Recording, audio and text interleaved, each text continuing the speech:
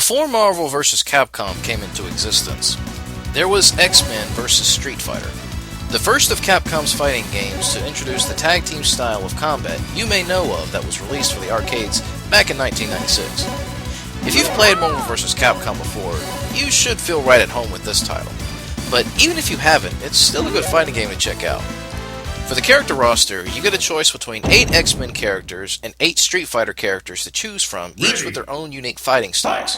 Whichever you choose to go with, you fight your way up through 6 stages of tag team opponents before you face off against the final opponent, that is Apocalypse. Oh, wait a minute, I'm sorry. Apocalypse is the true evil. Your real final opponent is whoever you tag teamed as your partner. Again, if you've played Marvel vs. Capcom before or remember fighting Onslaught, this may feel kind of familiar to you then. Like Onslaught, Apocalypse has a huge form as well.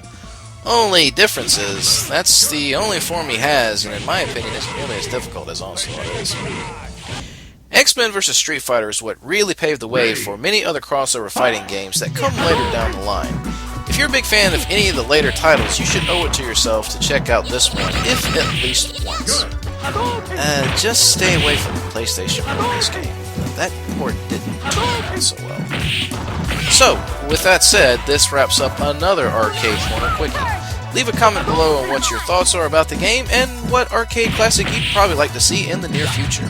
Take care, and I'll see you next time.